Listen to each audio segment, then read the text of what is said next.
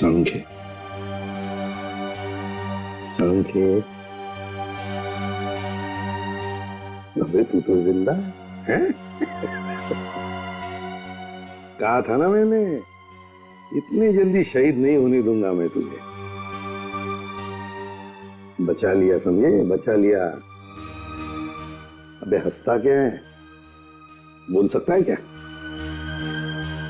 चल कोई बात नहीं, लिख के बता क्या क्या जानता है उस मुजरिम के बारे में।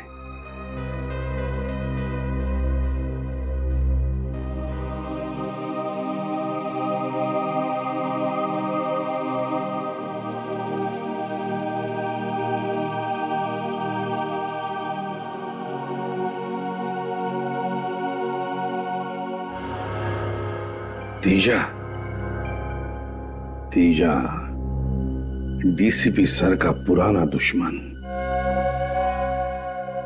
रजत, इस तीजा की कुंडली निकालो। सर, ये देखिए, आज से 10 साल पहले डीसीपी साहब ने इस तीजा को जेल की चक्की पिसवाई थी, पूरे गैंग का सर्वनाश कर दिया था। और अब जेल से छूटने के बाद इसने अपने काले कारनामे फिर से शुरू कर दिए, नई गैंग भी बना दी इसने। इतना ही नहीं सर, डीसीपी साहब से बदला लेने के लिए उसने इतनी बड़ी साजिश रची। हाँ सर, और सालुंके साहब की भी क्या हालत कर दी है इस तेजा ने। एक एक गुनाह की कीमत चुकानी पड़ेगी इस तेजा को, एक एक गुनाह की। सालुंके बता रहा था ना कि जहां पर उसे बंद करके रखा था वहां पर उसने इंडस्ट्रियल सायरन की आवाज सुनी थी। हाँ सर, उन्होंने ये भी बताया था कि डीसीपी साहब के घर से वहां तक पहुंचने में तकरीबन आधा घंटा लगता है। एक मिनट, डीसीपी साहब के घर से आधे घंटे की दूरी पर तो सिर्फ एक ही इंडस्ट्रियल एरिया है, Narayani industrial area. Narayani industrial area, तो फिर इस तेजा के गुनाहों का महल इस नारायणी इंडस्ट्रियल एरिया में ही है।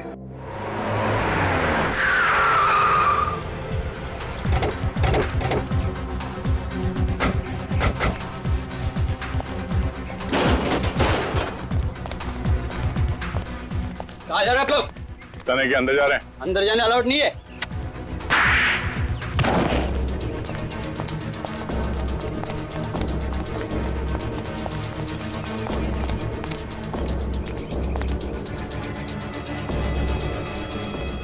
संभाल के, पता नहीं कितने लोग हैं अंदर।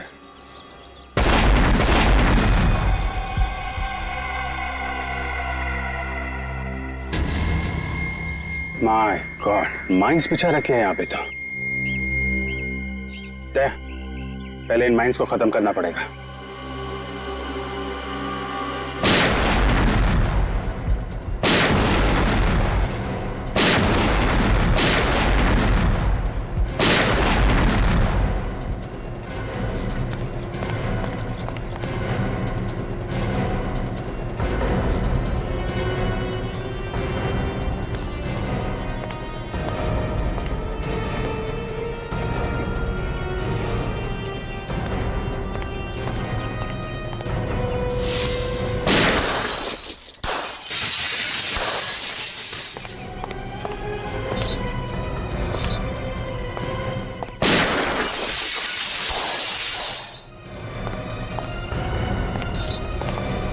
कोई घर का ही है दया, घर के भेदी ने ही लंका ढाई है दया, और ये घर का भेदी है डीसीपी चित्रोले। जनार्दन डीसीपी साहब से मिला, डीसीपी साहब के सामने गिड़गिड़ाया और अब डीसीपी साहब की हथेली पर उसने अपनी हथेली रखी। ये हथेली उठाई और ये छाप। कुछ लिखा था क्या जनार्दन के हाथ पर? सर, मैं डीसीपी साहब से बात करता हूँ। और हम जनार्दन को ढूंढते हैं। क्या लगता है केडी, डीसीपी चित्रोले ने ये खून किए हैं? अभिजीत, मैं तो अदालत में यही प्रमाणित करने का प्रयास कर रहा था कि वो हत्यारे नहीं है, ये हत्याएं उन्होंने नहीं की, कि अचानक उन्होंने अपराध अपने सर ले लिया। बड़े विचित्र पुलिस ऑफिसर है, पूरा केस घुमा कर रख दिया। अच्छे अच्छों को घुमा देता है ये डीसीपी। अगर तुम इस आदमी को अच्छी तरीके से जानते होते तो इसका केस लड़ना तो दूर, इसे अपने पास खड़ा भी नहीं करते। इतना काइया आदमी है ये कि कब क्या कर बैठेगा कुछ पता नहीं चलता। ये जो अदालत में पलटी मारी है ना, अपना गुनाह कबूल कर लिया है, ये बिना बात के नहीं किया है। इसके पीछे कोई ना कोई चाल है केडी, कोई ना कोई चाल है। मतलब जब तक जनार्दन गवाही देने नहीं आया था तब तक तो सब कुछ ठीक चल रहा था। ये सब जो हुआ है जनार्दन की गवाही के बाद ही हुआ है। हाँ, जनार्दन जब डीसीपी साहब के पास जाके रोया उसके बाद ही कुछ हुआ है। करेक्ट। जनार्दन ने डीसीपी के हाथ पे कोई संदेश लिखा था जिसे पढ़ने के बाद वो घबरा गए और उसके बाद ही उन्होंने अपना बयान बदल दिया था। तुम बिल्कुल ठीक कह रहे हो अभिजीत, वो संदेश ही इस चक्रव्यूह की जड़ है। और वो संदेश क्या था वो सिर्फ जनार्दन बता सकता था, मगर वो तो मर गया। सारा सीक्रेट अपने साथ ले गया, मगर जनार्दन के हाथ से शायद तारिका को कुछ पता चल सकता है, पर तब तक हमें कोई और रास्ता निकालना होगा। अब एक ही रास्ता बचा है। समय बहुत कम है और अदालत अपना निर्णय सुनाए उससे पहले जनार्दन के हत्यारे को ढूंढना होगा। जाएगा कहां वो, उसे तो हम ढूंढ निकालेंगे। बस समय बहुत कम है केडी, समय कम है। अभिजीत, सीआईडी के लिए कोई काम मुश्किल नहीं। हाँ तारिका। सर, जितनी कोशिश करती हूँ काम में मन लगाने की, उतनी ज्यादा सालों के सर की याद आती है। देखो तारिका, मैं तुम्हारा दुख समझ सकता हूँ। वैसे साउंड के मेरा भी सबसे करीब दोस्त था। उसके जाने का दुख तो मुझे भी है। इसका मतलब ये नहीं कि मैं अपनी ड्यूटी नहीं करता। ड्यूटी तो करनी चाहिए, है ना। वैसे बहुत बुरी तरह से मारा है जनार्दन को। बड़ी खौफनाक मौत हुई है इसकी। हाँ सर, इसकी बॉडी पर मल्टीपल फ्रैक्चर्स हुए हैं। इसके सीने की रिब गेज, कंधे की हड्डी सब टूट चुकी है। इसका चेहरा भी बुरी तरह से कुचला गया है। सर, मुझे लगता है इसे मारने के लिए इसके ऊपर ट्रक या बस चलाई गई होगी। ट्रक या बस से कुचल दिया है। अगर खुनी जनार्दन की मौत एक एक्सीडेंट दिखाना चाहता था तो फिर उसने जनार्दन की लाश को उस वेयरहाउस में क्यों छुपाया? वेयरहाउस में क्यों? ये बात कुछ हजम नहीं हो रही है। सर, हाँ। इसके हथेली पर ये जो कुछ लिखा हुआ है ना? क्या लिखा है डॉक्टर तारिका? एक मिनट, अभी बताती हूँ।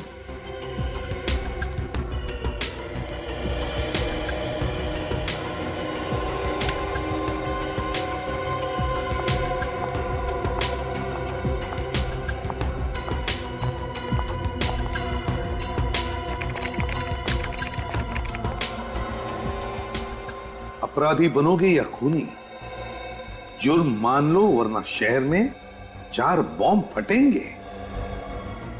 अपराधी बनोगे या खूनी, जुर्म मान लो वरना शहर में 4 बॉम्ब फटेंगे। जुर्म मान लो वरना शहर में 4 बॉम्ब फटेंगे। माय गॉड, तो ये बात है। इसीलिए डीसीपी चित्रोले ने जुर्म कबूल कर लिया, इसी धमकी की वजह से। लेकिन सर, अब हम चारों बम तक पहुंचेंगे कैसे? निखिल, जनार्दन की लाश खूनी ने उस वेयरहाउस में छुपा दी। उसी वेयरहाउस में क्यों? कोई ना कोई तो वजह होगी जनार्दन की लाश को उस वेयरहाउस में छुपाने की।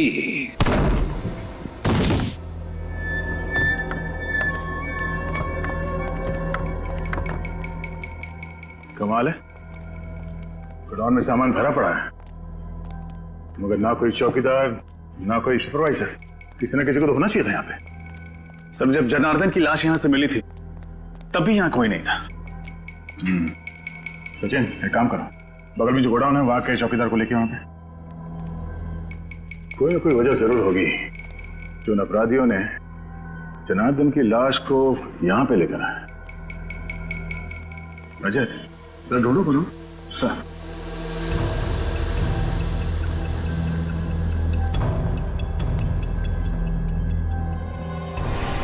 सर! हाँ रजत, सर ये देखिए, सर जरूर यहां पर कुछ डब्बे रखे हुए थे जो हाल ही में यहां से शिफ्ट किए गए। क्या होगा उन डिब्बों में? तो चेक करो।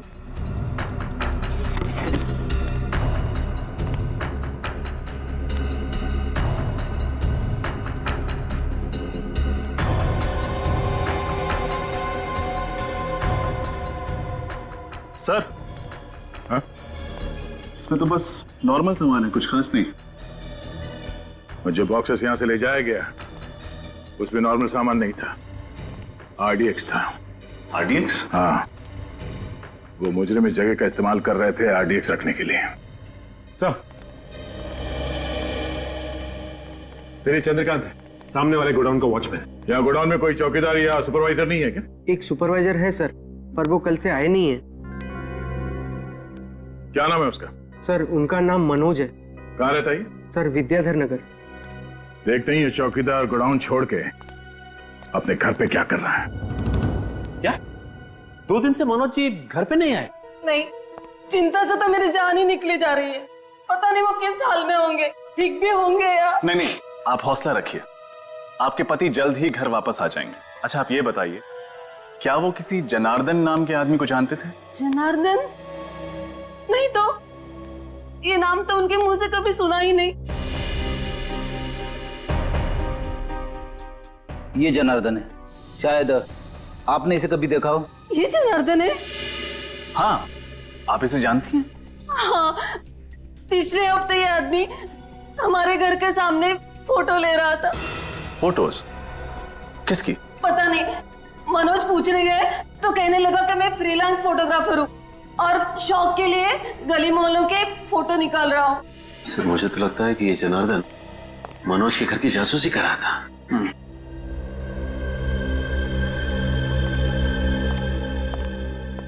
ये आदमी कौन है? यही तो मेरे पति है, मनोज। ये मनोज है? हाँ, लेकिन आप ऐसा क्यों पूछ रहे हैं? आपने इन्हें कहीं देखा है क्या? शायद। इनकी कोई मेडिकल रिपोर्ट्स हैं आपके पास? जी, अभी लाती हूँ।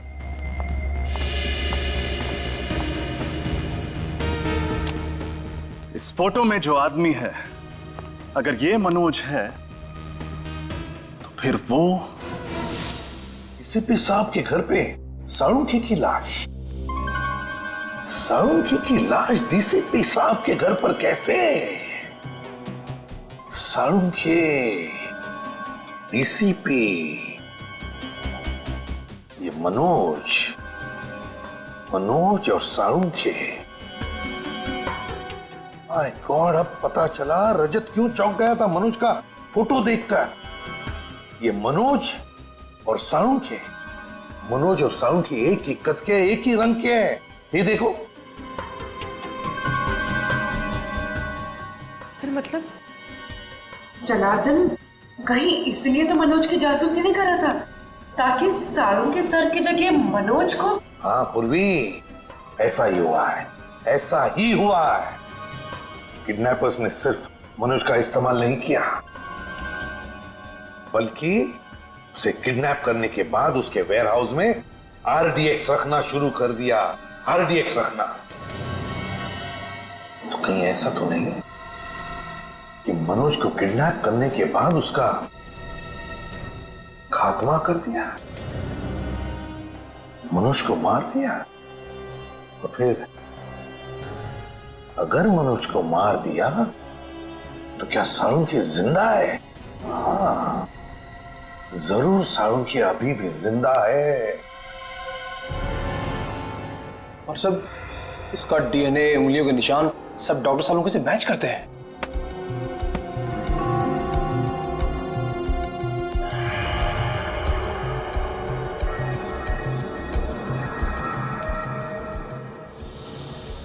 अपेंडिक्स ऑपरेशन का निशान? सर, सर साळुंखे सर ने तो कभी भी अपेंडिक्स का ऑपरेशन करवाया ही नहीं था। हाँ तो इसका हुआ है मनोज का, वो भी 1 महीने पहले। ये देखिए, रिपोर्ट्स में साफ लिखा है। और तुम्हें इसके शरीर पर अपेंडिक्स के ऑपरेशन का निशान मिला है ना? हाँ सर, बिल्कुल क्लियरली। ये देखिए। सर, इसका मतलब साळुंखे सर जिंदा है। वाह। अगर साळुंखे जिंदा है तो फिर उसे जल्दी से जल्दी ढूंढना चाहिए। लेकिन एक सवाल खड़ा होता है कि अगर ये मनोज है तो फिर इसके उंगलियों के निशान साळुंखे की उंगलियों के निशान के साथ मैच कैसे होते हैं? ये तो मेरी भी समझ में नहीं आ रहा है सर। तरीका, एक बात बताओ, पिछले कुछ दिनों में तुम दोनों के अलावा, मेरा मतलब है तुम और साळुंखे के अलावा, लैब में और भी कोई आया था? याद करो। हाँ सर, रोहन, वो lab attendant. I am sure उसी ने सालों के सर की डिटेल्स के साथ छेड़छाड़ की होगी। Rohan lab attendant? तो फिर इस रोहन को उठाओ और सालों के कहां ये डीसीपी चित्रोले के घर से पता चलेगा।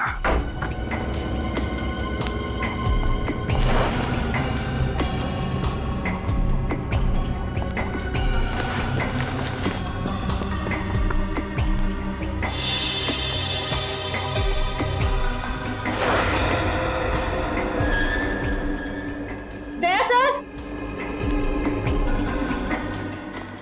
आशा, सर खिड़की का कांच टूटा हुआ है, मुजरिम यहीं से अंदर आया होगा। अगर खूनी कांच तोड़ के अंदर आया है तो अलार्म सिस्टम क्यों नहीं बजा? उसने भी जब हम दरवाजा तोड़ के अंदर आए तो कोई अलार्म सिस्टम नहीं बजा। इसका मतलब है खूनी ने अलार्म सिस्टम बंद करके रखा है। सर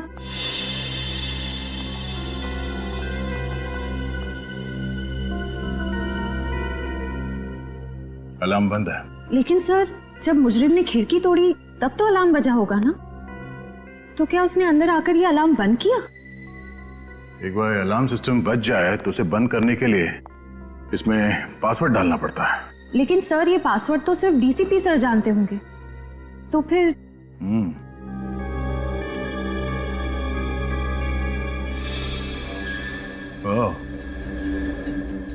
डीसीपी के अलावा ये कैमरा भी जानता होगा वो कोड। इस कैमरे के जरिए खूनी को वो पासवर्ड के बारे में पता चल गया जब डीसीपी साहब ने वो पासवर्ड इस अलार्म में डाला। लेकिन सर इस कैमरा की फुटेज उस मुजरिम तक कैसे पहुंची होगी? सर हो सकता है उस मुजरिम ने यहाँ कहीं आसपास ट्रांसमीटर छुपा रखा हो। हाँ, ट्रांसमीटर होना चाहिए आसपास। तो खिड़कियों के आसपास देखो। Yes sir.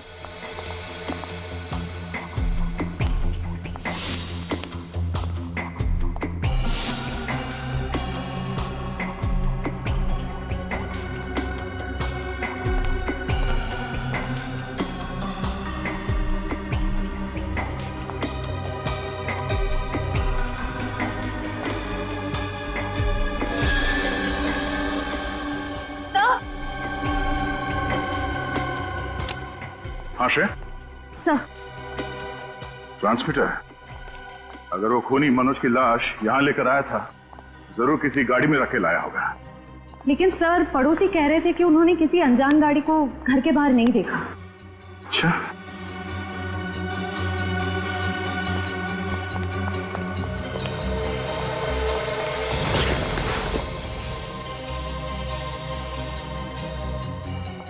इस न्यूज़पेपर वाले ने जरूर कुछ देखा होगा।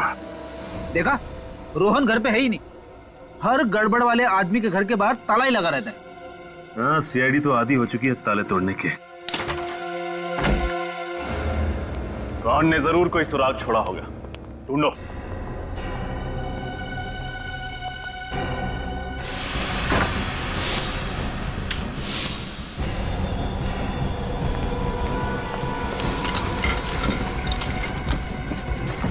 सचिन, फ्रेडे!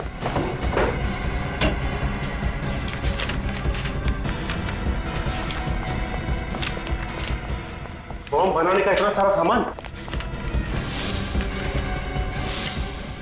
मतलब रोहन ने लैब में हमारे कंप्यूटर के साथ छेड़छाड़ नहीं की, बल्कि उसने अपराधियों की मदद की है बॉम्ब बनाने में। हाँ, और ये बॉम्ब बहुत ताकतवर है। ये देखो, आरडीएक्स का इस्तेमाल किया गया है इन्हें बनाने में। मुझे तो बड़ी घबराहट हो रही है। अगर जल्द से जल्द रोहन को पकड़ा नहीं गया तो न जाने कितने मासूम लोग इस बम का शिकार हो जाएंगे। सब कुछ नहीं होगा फ्रेड, रोहन को हम जरूर पकड़ेंगे और बॉम्ब्स मिलने के पहले पकड़ेंगे। टूटा हुआ सिम कार्ड, जरूर रोहन ने नया सिम कार्ड खरीदा होगा।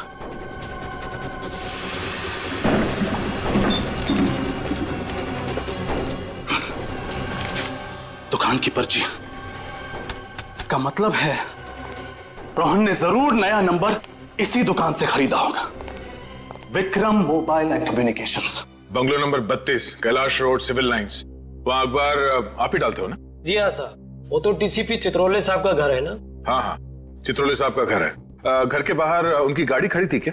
सिल्वर रंग की वो लेस्कोटना गाड़ी? हाँ वही कार। नहीं साहब, उनकी गाड़ी वहां नहीं खड़ी थी और घर पर ताला लगा हुआ था, इसलिए मैं पेपर बाहर डाल के चला गया था।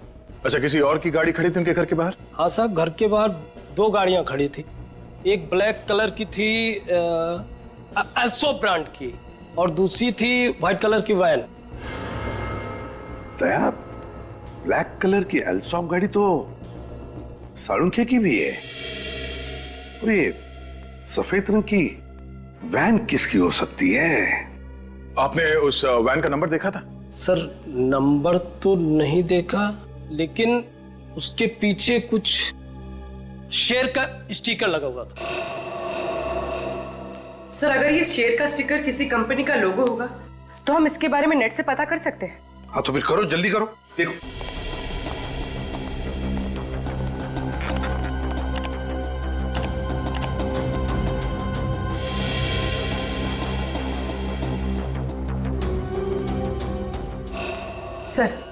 सर ये है सारे लोगो। आओ दिखाओ जरा, कौन सा स्टिकर था? देखो ये सारे लोगोज है। ये वाला सर।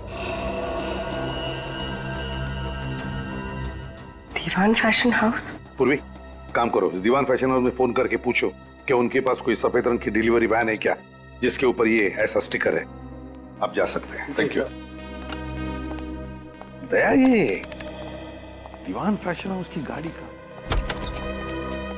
ऐसी गाड़ी उनके पास क्या कर रही थी? सर, हाँ सर, उस रोहन का नया मोबाइल नंबर पता चल गया। गुड। कहां पर ट्रेस हुआ? सर उसका फोन मालवीय नगर में ट्रेस हुआ है सर। सर जीपीएस के हिसाब से रोहन का फोन एक जगह पे रुका नहीं है, बल्कि एक जगह से दूसरी जगह पे मूव कर रहा है सर। मालवीय नगर। हेलो दीवान फैशन हाउस, हाँ मैं सीआईडी से इंस्पेक्टर पूर्वी बोल रही हूँ। आपके पास कोई सफेद कलर की डिलीवरी वैन है?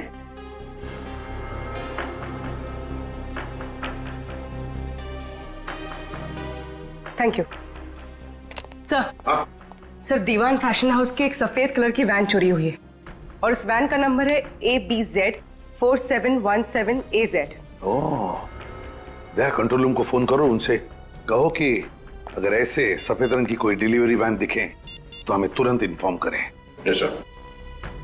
और फिर ये रोहन, इस रोहन का तो जल्दी से जल्दी पता लगाना पड़ेगा। शायद ये सारे बॉम्ब्स उसी के पास है।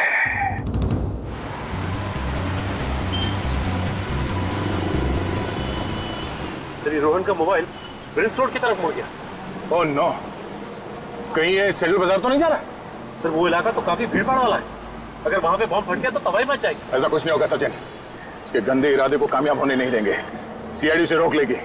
एक काम करते हैं, आगे से राइट लेते हैं, शैतान चौकी से शॉर्टकट है सीधे सेंट्रल बाजार जाने के लिए। सचिन, बॉम्ब स्क्वाड को फोन करो और उन्हें फौरन सेंट्रल बाजार पहुंचने के लिए बोलो। Bomb squad?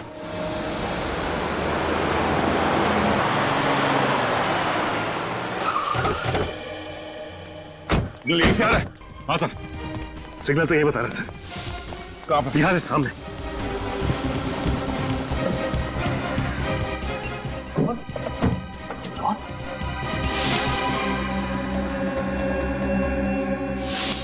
ये जिंदा है, एम्बुलेंस बुलाओ। सचिन जल्दी।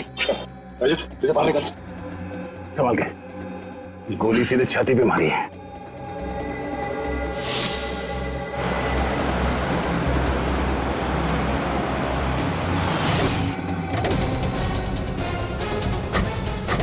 देखो यहाँ पर गाड़ियां हैं, हो सकता है दीवान फैशन हाउस की गाड़ी इसी में हो।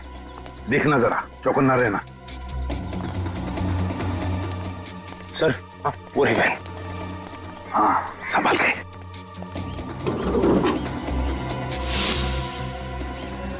गाड़ी को अंदर से अच्छी तरह से चेक करो, देखो कोई ना कोई सुराग जरूर मिलेगा।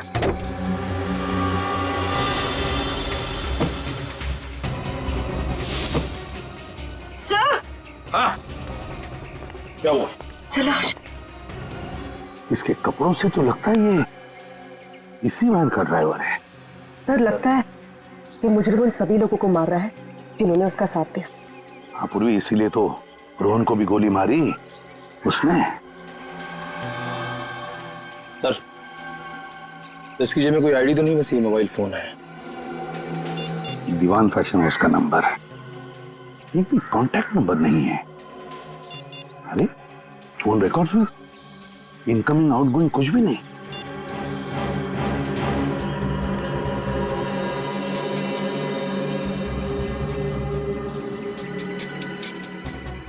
यार ये तो सारुंगी का पेन है। इसका मतलब है सारुंगी को इसी वैन में ले जाया गया किडनैप करके।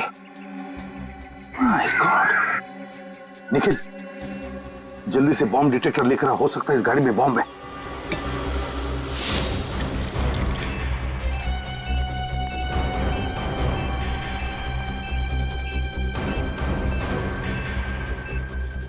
गाड़ी के नीचे भी नहीं, गाड़ी के अंदर भी नहीं है, तो फिर कहां है? सिग्नल तो आ रहा है, सिग्नल बढ़ते जा रहा है, इनके आसपास से आवाज आ रही।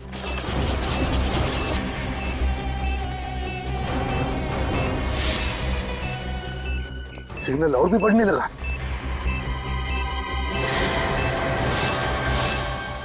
ये बैग इनके घोड़े से।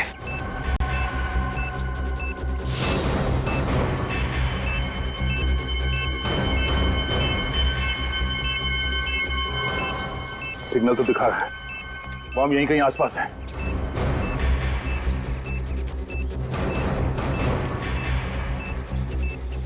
बॉम्ब इसी बैग में है। लोगों को हटाओ यहाँ से, खाली करो जगह को। सब लोग पीछे। भाई साहब, इधर सीआईडी इन्वेस्टिगेशन चल रहा है, आपकी जान को खतरा है। चलिए बाहर बाहर प्लीज। एक्सक्यूज मी, आप लोग भी चलिए प्लीज, आपकी जान को खतरा है। चलिए प्लीज प्लीज जाइए। इसी में बॉम्ब है, इसी में। ब्रीफकेस साफ किया है? No sir. आप दोनों में से किसी की है? नहीं सर, काफी देर से यहाँ पे पड़ा है। आप में से किसी की ब्रीफकेस है या किसी ने छोड़ी है इधर? ठीक है, सबको पीछे कर दो। आइए जल्दी जल्दी आइए प्लीज, दूर हो जाइए जल्दी। रुक इधर। स्कूटर यहाँ पे किसने पार्क किया? ये सब सुबह से यहाँ खड़ा है, मुझे नहीं पता किसका है। स्कूटर सुबह से ऐसे ही खड़ा है यहाँ पे? हाँ साहब, सुबह से खड़ा है यहाँ पे। तुमने देखा ना किसने पार्क किया स्कूटर? साहब मैं अपने काम में बिजी था, मुझे ध्यान नहीं रहा। चलो भागो यहाँ से।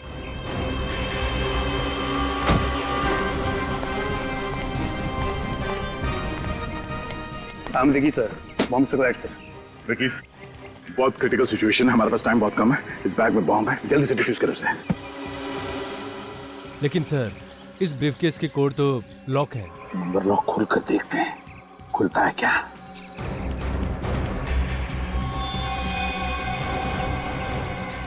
समझ में नहीं आता ये क्या नंबर्स हैं। काम करो, बॉम्ब स्क्वाड को फोन करो, बोलो जल्दी आ जाए वो लोग।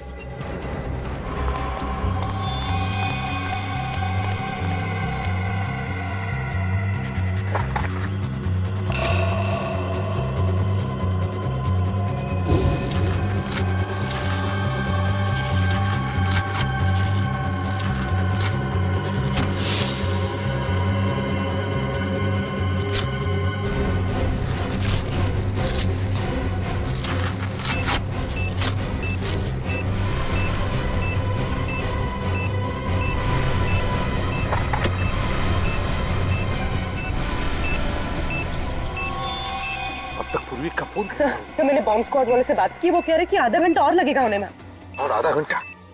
देखिए आधा घंटा बहुत लेट हो जाएगा। बताइए बॉम्ब डिफ्यूज कैसे करना है? हाँ मैं एसीपी प्रद्युम्न बोल रहा हूँ।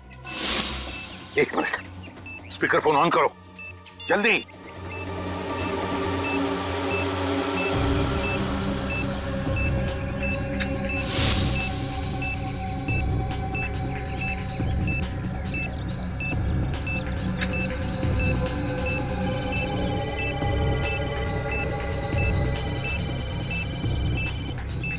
सर ये तो रोहन का फोन बज रहा है,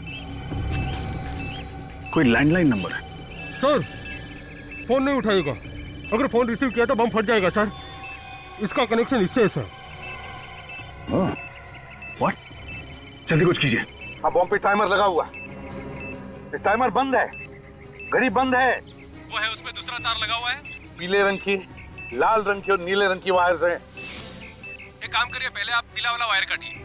पीला वाला?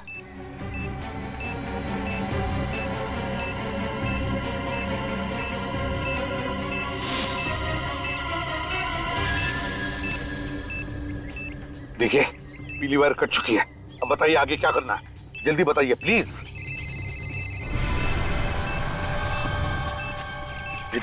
वैन के ड्राइवर का फोन है। यहाँ तो टाइमर शुरू हो गया है। फोन रिसीव मत करना, अगर रिसीव किया तो बॉम्ब फट जाएगा। हेलो, सुन लिया आपने? बॉम्ब एक्टिवेट हुआ है सेल फोन के जरिए। अब क्या करें हम? 7 सेकंड बचे।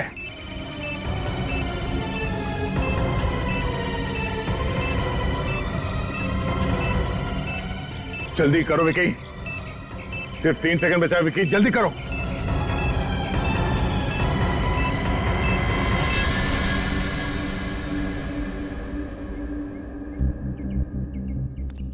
एक बॉम्ब को तो फटने से रोक लिया, न जाने बाकी के बॉम्ब्स कहां रखे हैं।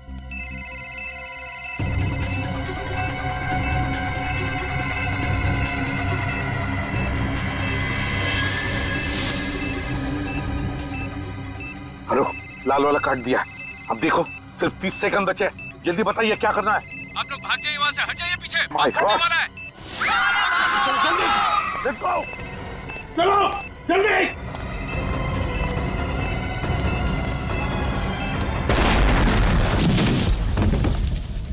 रोहन का होश में आना हमारे लिए बहुत जरूरी है। वही बता सकता है वो बाकी 2 बॉम्ब कहां पर फिट किए गए हैं। सर उस लैंडलाइन नंबर का पता चल गया है जिससे उन बॉम्ब्स का टाइमर चालू किया गया था। किसका नंबर है? सर एक पीसीओ है प्रीतमपुर इलाके में। मैंने पीसीओ के मालिक से पूछताछ की, लेकिन उसे तो बॉम्ब्स के बारे में कुछ भी नहीं पता। उसे भी कुछ नहीं पता? या तो रोहन बेहोश है, फिर प्रीतमपुर के पीसीओ वाले को बॉम्ब्स के बारे में कुछ पता नहीं, तो फिर ऐसी कौन सी कड़ी है जो हमें उन बॉम्ब्स तक पहुंचा सकती है? सर शायद डॉक्टर सालुंखे हमें कुछ बता सके। हाँ, सालुंखे बता सके। अगर हम सालुंखे तक पहुंच गए ना, तो सालुंखे हमें जरूर उन 2 बॉम्ब्स के बारे में बता सकेगा। सर एक ऐसा सुराग पता चला है जिससे शायद हम लोग डॉक्टर सालुंखे तक पहुंच सकेंगे। कैसा सुराग? सर मैं दीवान फैशन हाउस जा रहा हूँ। वहां के मैनेजर ने मुझे बताया कि वहां से निकलने से पहले उस कार्गो वैन ने 12,500 किलोमीटर की दूरी तय की थी। और जब हमें वैन मिली तब कितनी चली थी? Sir 12,550 kilometre. मतलब वैन फैशन हाउस से निकलने के बाद 50 किलोमीटर चली थी। और सर ये वैन हमें जहां पर मिली है वहां से फैशन हाउस की दूरी लगभग 30 किलोमीटर है। तो मतलब वैन 20 किलोमीटर ज्यादा चली है। तो इसका मतलब है जहां पर वैन मिली थी वहां से 10 किलोमीटर के दायरे में ही सालुंखे को कहीं पर बंदी करके रखा है। और ये जगह जरूर किसी बीच के आसपास है, क्योंकि वैन के टायर से और ड्राइवर के जूते से हमें रेत मिली है। जरा मैप दिखाओ। Yes sir.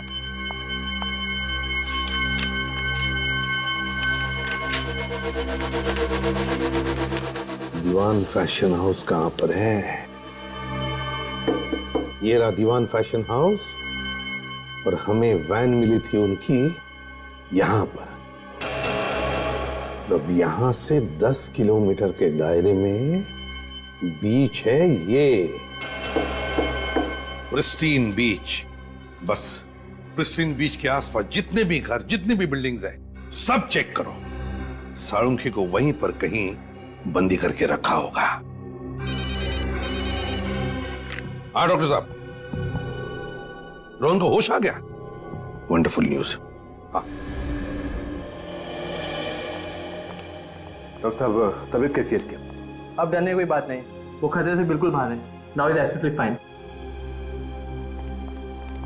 तुम्हारे बॉम्ब्स लगाने की वजह से पूरे 40 लोगों की जानें चली गई। ये तो अच्छा हुआ कि हम लोग वहां पे वक्त पे पहुंच गए, वरना मरने वालों की तादाद सैकड़ों में होती, समझे? मुझे माफ कर दीजिए सर, उन लोगों ने मेरी माँ को किडनैप कर रखा है प्रीतमपुर में, इसलिए उन लोगों की बात मानने के अलावा मेरे पास कोई दूसरा रास्ता नहीं था सर। मैंने जो कुछ भी किया सर, उसके लिए मैं वाकई बहुत शर्मिंदा हूँ सर। अभी नाटक बंद कर, चुपचाप ये बता कि बाकी बॉम्ब्स कहाँ रखे हुए हैं। एक तो ट्वाइलाइट स्कूल में और दूसरा बंदी पार्क में। क्या बच्चों के स्कूल में? तुम मासूम बच्चों की जान लेना चाहते हो? ये बताओ कि कौन सा आतंकवादी संगठन है? मैं नहीं जानता सर। उन लोगों के चेहरे तो देखे होंगे तुमने, उनका स्केच बनवा सकते हो? नहीं सर, उन लोगों ने मास्क पहना हुआ था सर, और काम होने के बाद मुझे गोली मार दी सर। चलो बॉम्ब्स को फटने से रोकना। सर उन लोगों ने डॉक्टर सालुंके को भी किडनैप कर रखा है। क्या? सालुंके साहब को? सालुंके साहब को कहाँ रखा गया? तुम्हें मालूम है? नहीं सर, पर वो लोग इतना कह रहे थे कि जब तक उन्हें वो चीज मिल नहीं जाती तब तक वो सालुंके को मार भी नहीं सकते। चलो, एक तो अच्छी खबर दी तुमने। इसका मतलब डॉक्टर सालुंके जिंदा है।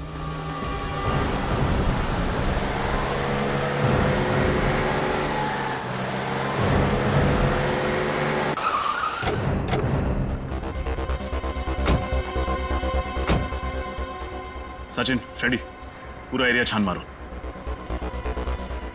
तुम? हाँ साहब।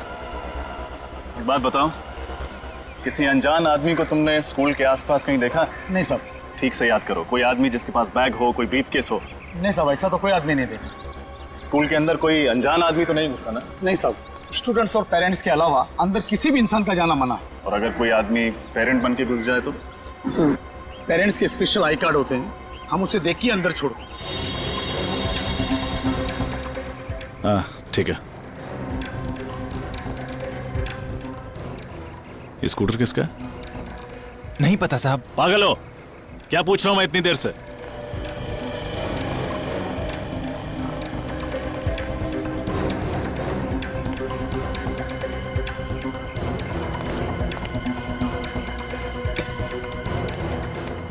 अरे भाई साहब, क्या कर रहे हो आप? अरे मेरा स्कूटर है ये। अरे तुम गाड़ी दिखा। काट, ये लीजिए काट।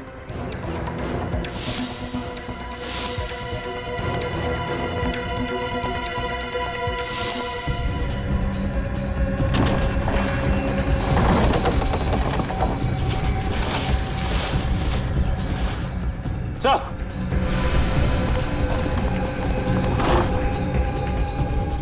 ब्रीफकेस।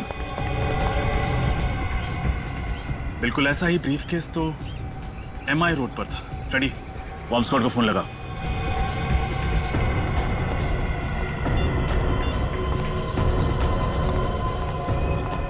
Hello, bomb squad. हाँ सर, बॉम्ब डिफ्यूज हो गया है सर। Thank God. हाँ हाँ सर, हम लोग पार्क में पहुंच गए हैं sir. Okay sir. Sachin, Rajat, park खाली करो जल्दी। बॉम्ब ढूंढो। चलिए आप लोग यहाँ से बाहर जाइए। पार्क से बाहर जाइए जल्दी। हटिए आप लोग भी प्लीज।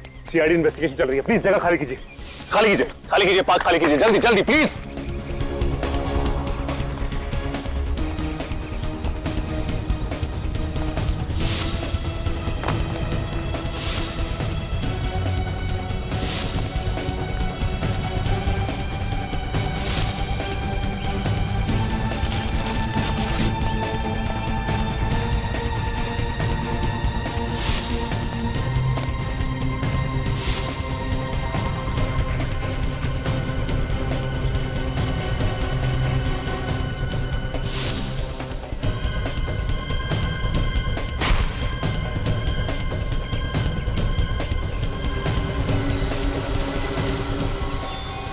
सचिन, रजत,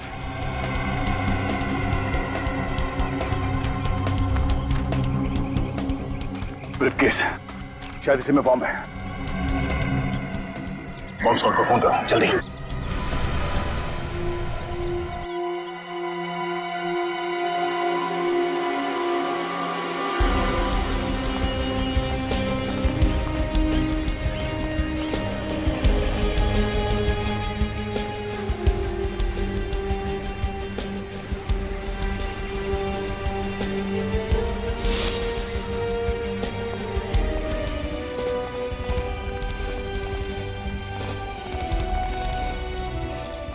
ये आखिरी बंगलो बचा हुआ है। टायर मार्क्स देखा था?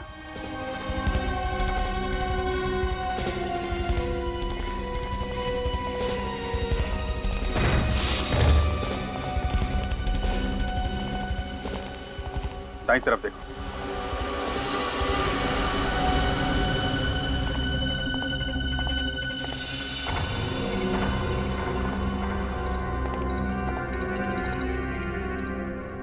खून?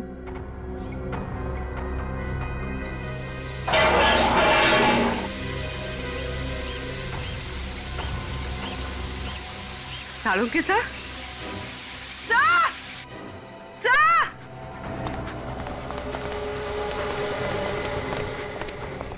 क्या हुआ पूर्वी? सर ये देखिए। ओह माय गॉड, डॉक्टर साहब, डॉक्टर साहब।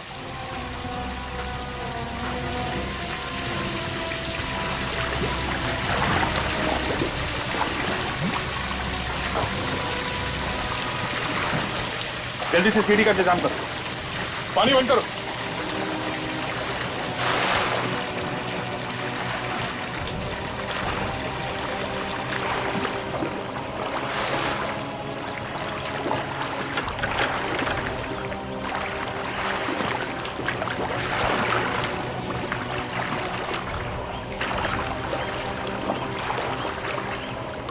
जरा संभाल के ऊपर। हाँ, ओके। जल्दी नीचे रखो, नीचे रखो वरना खोपड़ी उड़ा दूंगा इसकी। नीचे। देखते जा, अभिजीत को कुछ नहीं होना चाहिए, वरना तेरी जिंदगी को मैं एक भयानक सपना बना दूंगा। गन नीचे रखो, जल्दी। अभिजीत को कुछ नहीं होना चाहिए। बहुत याराना लगता है। अभिजीत, दया दया अभिजीत हैं? तुम्हारी दोस्ती के काफी किस्से सुने हैं तेजा ने, मगर आज दोस्त को अलविदा कहने का वक्त आ गया, क्योंकि अभिजीत तो अब गया। अभिजीत को छोड़ दे वरना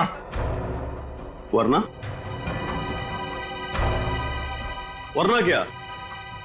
तेरे इस अभिजीत को ऐसी जगह गाड़ूंगा कि जिंदगी भर ढूंढता रह जाएगा, फिर भी उसका कंकाल नहीं मिलेगा। तेरा वो डीसीपी जेल में सड़ेगा और तुम दोनों शमशान में।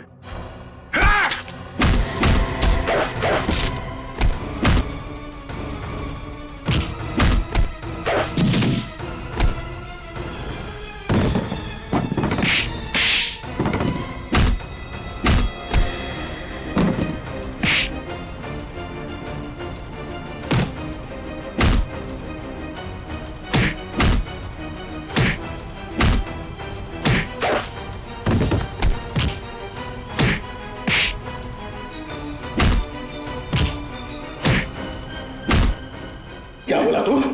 अभिजीत का कंकाल बनाएगा तू? हाँ? हलवा है क्या? छोड़ दो मुझे, जाने दे। पहले दर्शन तो कर ले अदालत का।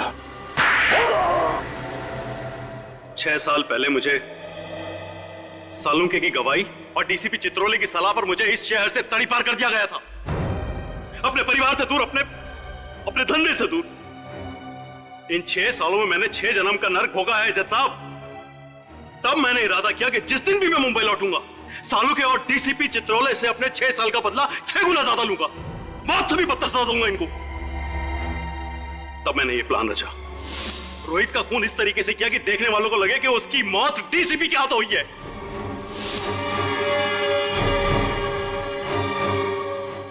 और फिर जब सालुके डीसीपी के घर पर पहुंचा तो उसके निकलते मैंने उसे भी अगवा कर दिया।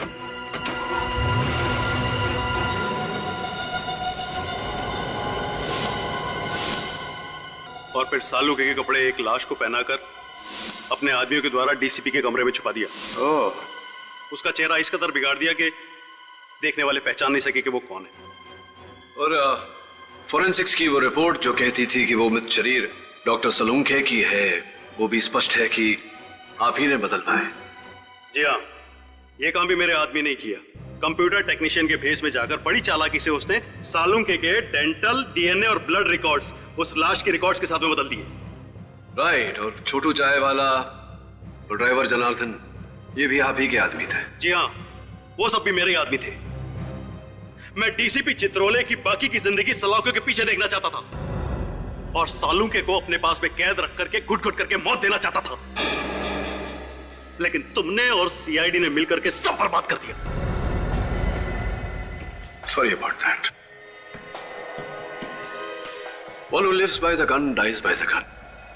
तेजा, जो व्यक्ति बर्बादी को पालता है उसका अंत भी बर्बादी ही होती है। The defense finally rests your hand. ये अदालत मुजरिम तेजा को अंडर कवर ऑफिसर रोहित और ड्राइवर जनार्दन के कत्ल के जुर्म में दोषी पाते हुए दफा 302 के तहत उम्र कैद की सजा सुनाती है और डीसीपी चित्रोले को इस केस से बाइज्जत बरी करती। The case is closed.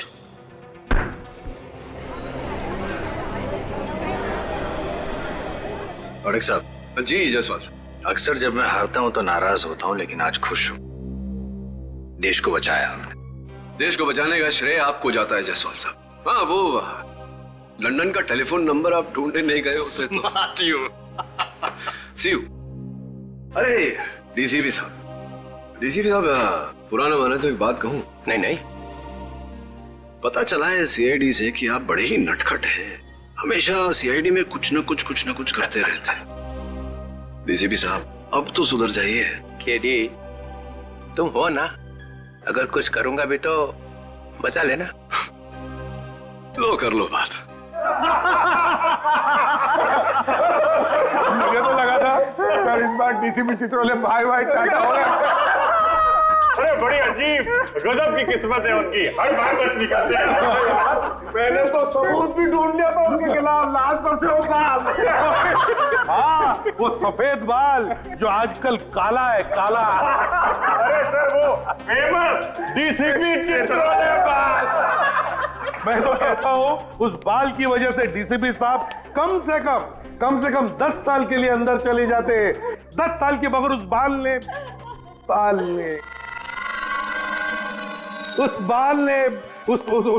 ने डीसीपी साहब की इज्जत बचा ली, मालूम है।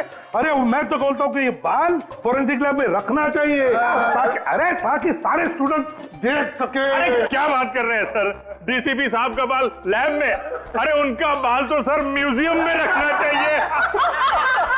अरे अभिजीत, मैं ये कह रहा हूँ कि देखो, अगर वो बाल म्यूजियम में रखोगे तो सारे स्टूडेंट्स को याद दिलाता रहेगा कि डिटेक्शन कैसे किया जाता है।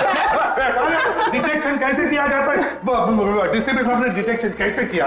सर कैसी बातें कर रहे हैं सर, डीसीपी और डिटेक्शन। सर उनके नाक के नीचे हाथ नहीं बैठ जाएगा ना तो भी उन्हें पता नहीं चलेगा।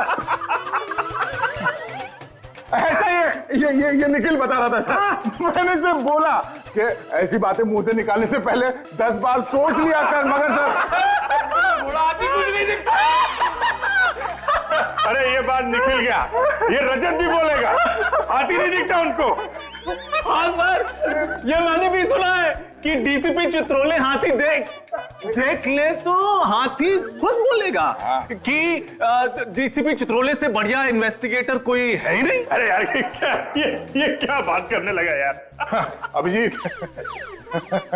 ये गलत है, हाथी घोड़ा सब गलत है। अरे क्या इसमें क्या गलत है यार अभिजीत? जो बात गलत है वो गलत है। अरे क्या गलत है?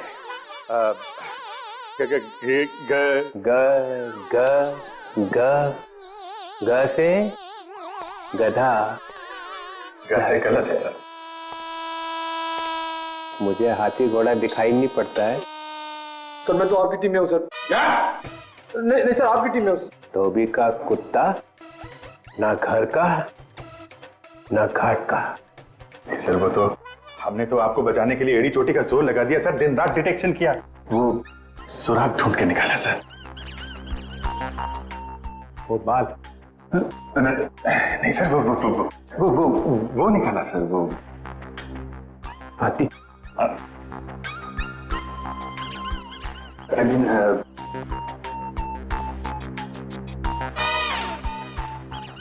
सर मेरा बाल म्यूजियम में जाएगा। हाँ सर, यस सर, म्यूजियम में पढ़ाने के लिए, देश की सेवा में। देश की सेवा? मेरे बाल से देश की सेवा होगी। हाँ sir, of course. You know, officers आएंगे, उस बाल को देखेंगे, डिटेक्शन सीखेंगे। यू नो, डिटेक्शन आपके बाल से। मेरे बाल से डिटेक्शन सीखेंगे? हाँ, डिटेक्शन सीखेंगे मेरे बाल से। देखो तुम लोग, आगे आगे क्या होता है?